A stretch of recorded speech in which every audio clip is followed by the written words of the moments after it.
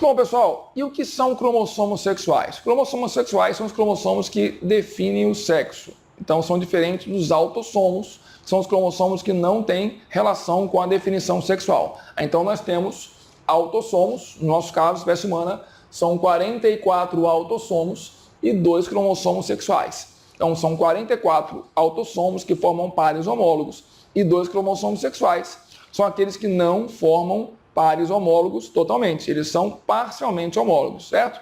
Bem, a espécie humana, os mamíferos em geral, possuem 2 cromossomos sexuais, X e Y. Então, X e Y são os nossos 2 cromossomos sexuais, sendo que nas mulheres são encontrados 2 cromossomos X, então as mulheres são XX, enquanto o homem é XY. Então, os machos são XY e as fêmeas são XX. Então, como a mulher é XX, ela só vai produzir um único tipo de gameta, só a gameta com o cromossomo X. Então, nós falamos que o sexo feminino, nesse caso, é o sexo homogamético. Então, o que é o sexo homogamético? É aquele que produz um único tipo de gameta, gametas sempre iguais, daí homogamético.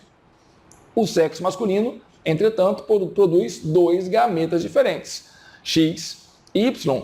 Então, o sexo masculino é o sexo heterogamético. Então, o sexo masculino é o sexo heterogamético. Por quê? Porque temos gametas com cromossomos sexuais diferentes, X e Y. Então, nos animais com o sistema XY, quem define o sexo da descendência é o pai, é o indivíduo progenitor do sexo masculino. Ok?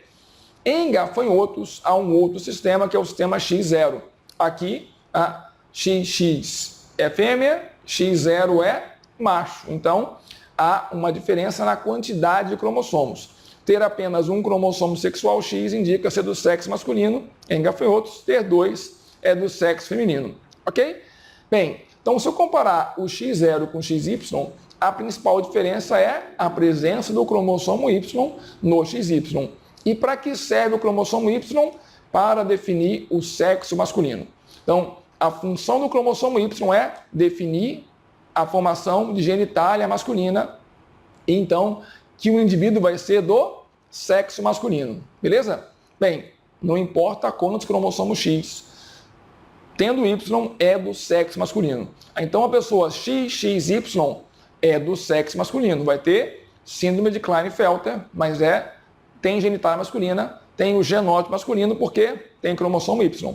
Assim como X0, X0 tem apenas um cromossomo X, mas é do sexo feminino.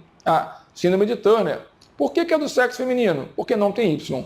Então, tem Y é masculino, não tem Y é feminino.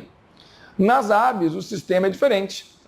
Então, aqui em galinha, o sistema é o sistema ZW. O que muda?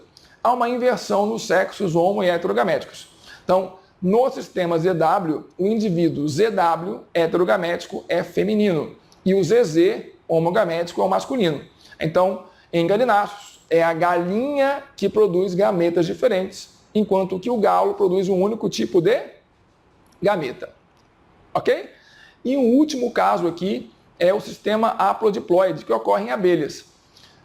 Nesse caso, as fêmeas são diploides e os machos são haploides. Como é que pode nascer alguém haploide? É porque a fêmea pratica uma partenogênese. Ela coloca o seu gameta feminino, né, o óvulo, o ovócito, mas que vai virar óvulo, e esse gameta feminino se desenvolve sem que haja fecundação. Então, isso é uma partenogênese. Portanto, o macho é haploide. E todos os indivíduos gerados com fecundação são diploides e são fêmeas. Toda fêmea vai ser diploide. Quem são as fêmeas numa colmeia? Todas, menos o zangão. Então as operárias são fêmeas, mas a única fêmea fértil é a rainha. Beleza? Bem, vamos falar então agora mais da espécie humana, falando dos nossos cromossomos sexuais.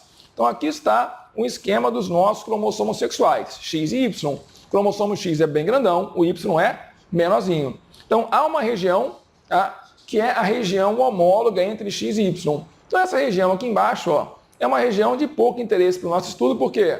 Porque aqui, como há uma homologia, eles se comportam como se fossem autossomos. Então, tem no cromossomo X, tem no cromossomo Y, então homens e mulheres vão ter 2 cópias desse gene não muda nada em relação ao mecanismo autossômico, certo? Agora, a região de X não homóloga a Y e a região de Y não homóloga a X são importantes. A região de Y não homóloga a X define características exclusivamente masculinas. Essas características são chamadas de características holândricas e os genes são também chamados genes holândricos. Então, o que é um gene holândrico? É aquele que só ocorre em homens. Por quê? Porque está na região do cromossomo Y não homóloga ao cromossomo X. Exemplo, o gene SRY. O gene SRY é o gene holândrico. Esse gene vai se expressar ainda na vida embrionária e vai definir a formação de genitália masculina. Ele faz o menino ser menino. Ele faz o embrião XY ser menino. Ok? Bem, os genes que estão nessa região são ditos restritos ao sexo. Então, o que é uma herança restrita ao sexo?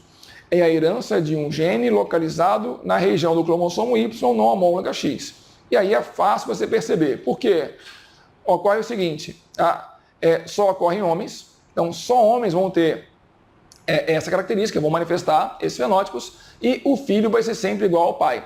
Então só ocorre em homens, e o fenótipo do filho é igual ao fenótipo do pai, afinal de contas, foi dali que veio o cromossomo Y. Beleza? Muito bem. E aqui, os genes que estão na região do cromossomo X não homóloga Y. Então, genes localizados na região do cromossomo X não homóloga Y são genes ligados ao sexo. E o que é um gene ligado ao sexo, pessoal? É aquele gene que vai aparecer nos dois sexos. Porém, nas mulheres ele aparece em dose dupla e nos homens em dose simples. E isso vai ser determinante para a manifestação dos fenótipos. Então, herança ligada ao sexo. Vamos falar logo dela. Então, herança ligada ao sexo, enquanto eu apago aqui. Então, a herança ligada ao sexo, pessoal, é a herança de um gene localizado na região do cromossomo X, não homóloga ao cromossomo Y. Quais são os 3 casos importantes que a gente tem que lembrar? Hemofilia, daltonismo e distrofia muscular de Duchenne. Bem, esses 3 casos, pessoal, nesses 3 casos, a herança vai ser recessiva e ligada ao sexo.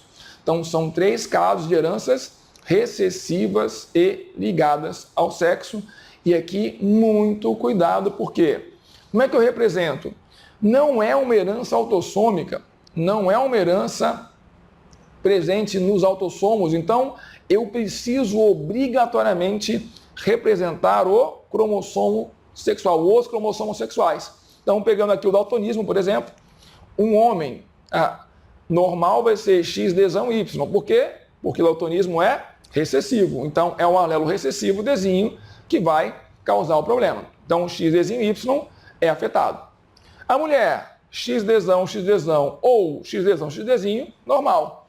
Só se ela for homozigota, XDzinho, XDzinho, para ela ser afetada. Conclusões. O homem afetado sempre recebe o alelo recessivo no cromossomo X e o cromossomo X dele veio sempre da mãe. Então, eu tenho que olhar para a mãe para entender o que aconteceu com o menino. Beleza? Outro aspecto. É muito mais fácil encontrar um homem afetado por essas doenças do que uma mulher. Porque basta ele ter um cromossomo X com um alelo recessivo. A mulher teria que ter 2. Então, a probabilidade da mulher ser afetada é menor. Por exemplo, eu não sou daltônico, nem sou hemofílico. Então, por eu ser normal, eu sou XDzão Y, XHzão Y. Então, com certeza, a minha filha recebeu de mim o meu cromossomo X. Então, ela vai ter o XDzão, então ela com certeza não é daltônica. E vai ter o XHzão, com certeza ela não é hemofílica. Ok? Uma curiosidade sobre a distrofia muscular de Duchenne. Não é comum, é improvável, é quase impossível aparecer uma mulher afetada por distrofia muscular de Duchenne. Por quê? Essa distrofia, essa doença, é uma doença que causa uma degeneração muscular, certo? Progressiva, crônica, e que normalmente faz com que o indivíduo não seja capaz de se reproduzir. Ok? Como o indivíduo afetado não consegue se reproduzir, ele não consegue transmitir o seu cromossomo X com o alelo recessivo. Então, para que uma menina viesse a nascer afetada, ela teria que ser, por exemplo, XAzinho, XAzinho. Um Azinho viria da mãe. Ok, a mãe é heterozigota. E o outro teria que vir do pai. Mas como o homem XAzinho Y não consegue ter filhos porque a doença impede, é impossível nascer uma criança XAzinho, XAzinho. Por isso que costuma aparecer em questões esse aspecto, que não há casos de mulheres com distrofia muscular de Duchenne. Qual a explicação? A explicação é uma herança recessiva ligada ao sexo que causa uma degeneração muscular severa e impede que o homem afetado venha a ter filhos. Por isso, ele não consegue transmitir o cromossomo X com alelo recessivo, portanto, não vai nascer a mulher homozigota que seria afetada. Ok? Então, vamos ver aqui uma questão que envolve herança ligada ao sexo. Dá pausa, resolve a questão. Vamos lá? Olha só. O alelo recessivo Hzinho está localizado no cromossomo X e é responsável pela hemofilia na espécie humana. Com base nessas informações, as contidas no heredograma, responda a seguinte pergunta. Se a mulher 4, tá aqui, mulher 4, casar com um homem normal e seu primeiro filho for um menino hemofílico, qual é a probabilidade que o próximo filho homem desse casal venha a ser hemofílico? Certo? Então, vamos para a resolução. A mulher é normal, então ela é XHzão, X alguma coisa. Mas ela já teve um menino hemofílico. Então, se ela já teve um menino hemofílico, e menino hemofílico é XHzinho Y, lembra que eu falei? E o X do menino sempre vem da mãe, quer dizer que ela tem um XHzinho. Então, ela é heterozigota, ela é portadora, é normal, portadora do alelo para a hemofilia. Bem, o homem, o marido dela, é normal, XHzão Y. Então, o cruzamento em questão é esse aqui. Tá lá, XHzão, XHzinho, tá? XHzão Y. Então, gametas, XHzão, XHzinho, XHzão Y, cruzamento é esse. Então, gametas do homem, da mulher. Então, eis o cruzamento. Qual é a pergunta? Qual é a chance de um próximo filho homem desse casal ser hemofílico? E aí? Bem, homem normal, homem hemofílico. Então, a chance é 50%. Pessoal, mas não era para ser um quarto? Não, porque a pergunta foi qual é a chance do próximo filho homem ser hemofílico. Então, não há dúvida com relação ao sexo dessa criança. Ele já falou que o filho é homem. A dúvida é se ele é hemofílico ou normal. Diferente seria se perguntasse qual é a chance do próximo filho ser homem hemofílico. Perceberam? Então, se eu perguntasse qual é a chance do casal ter um filho, menino, hemofílico, nesse caso eu tenho dúvida quanto ao sexo. Eu sei o que eu quero que nasça menino, mas não tenho certeza que ele vai nascer menino. Então, eu tenho que considerar todas as possibilidades.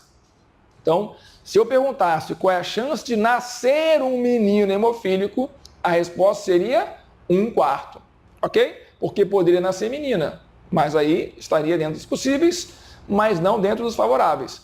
Mas a pergunta foi, qual é a chance do próximo filho homem ser hemofílico? Então, a dúvida está apenas em se o filho homem será hemofílico ou não.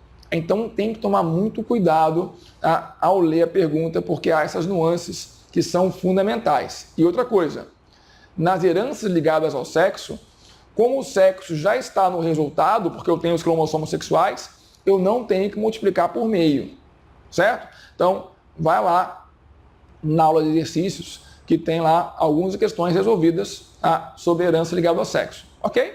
Bem, seguindo ainda aqui nas heranças ligadas ao sexo, mas falando dos cromossomos sexuais ainda, desculpa. Não, ficou péssimo. Então corta, volta lá vai lá nas questões. Agora eu vou começar aqui. Bem, por falar em cromossomo X, tem dois detalhes aqui interessantes. Primeiro, mulheres têm 2 cromossomos X, homens têm apenas um. Então, há um desbalanço aí de cromossomo X. Então, nas mulheres ocorre um fenômeno curioso. Agora, nas fêmeas, ocorre um fenômeno curioso. Um dos cromossomos X fica condensado, fica inativado, vira uma região de heterocromatina, que a gente chama de cromatina sexual ou corpúsculo de Barr, certo? Então, a cromatina sexual ou corpúsculo de Barr é o segundo, né? Ou os demais, são os demais cromossomos X, só um fica funcionando, que a mulher venha a ter e que ficam ali inativadas na forma de cromatina sexual. Qual dos dois cromossomos X vai ser inativado? Bem, essa escolha é aleatória, tá? Então, durante algum momento da vida embrionária, vai haver inativação e é sorte. Então, pode ser o cromossomo de origem paterna ou de origem materna. E ocorre um fenômeno curioso quando as fêmeas de mamíferos são heterozigotas para genes ligados ao cromossomo X. Por quê? Olha aqui o caso, olha. Bem, a cor do pelo dessa variedade de gatos varia de acordo com a herança de um cromossomo, de um gene ligado ao cromossomo X, um gene ligado ao sexo. Bem, o branco é o básico. Esse gene define então qual vai ser a segunda cor, se é amarelo ou se é preto. O macho só pode ter um cromossomo X. Então, ou ele tem o alelo para o amarelo ou para o preto. Então, o macho é sempre branco e amarelo ou branco e preto. A fêmea, se for homozigota, não tem dúvida. Ou é branca e amarela ou é branca e preta. Curioso é o caso da fêmea heterozigota. Por quê? Se ela é heterozigota, ela tem o alelo A do amarelo e o alelo P do preto. Como esse gene está no cromossomo X, quando for ocorrer a formação da cromatina sexual, em algumas células, o cromossomo com alelo P ficou inativado. Restou apenas o alelo A, que se manifesta deixando a cor amarela. Em outras células, o cromossomo com alelo A foi inativado. Sobrou o P, que funcionou. Então, nesse caso, vai ter aqui a cor preta. Então, a fêmea vai ter 3 cores. Por quê? Porque ela forma um mosaico. Então, o que é o mosaicismo, o mosaico que ocorre com as fêmeas aqui em mamíferos? É essa combinação, essa mistura em função da formação da cromatina sexual. Então, em algumas células tem um cromossomo X funcionando, em outras células tem um outro cromossomo X funcionando, e isso forma então o mosaico. Beleza? E, para concluir as heranças do sexo, vamos falar da herança influenciada pelo sexo. O que é uma herança influenciada pelo sexo? É uma herança autossômica, não está nem no X e no Y. É uma herança autossômica cuja manifestação varia de acordo com o sexo. Exemplo clássico, a calvície.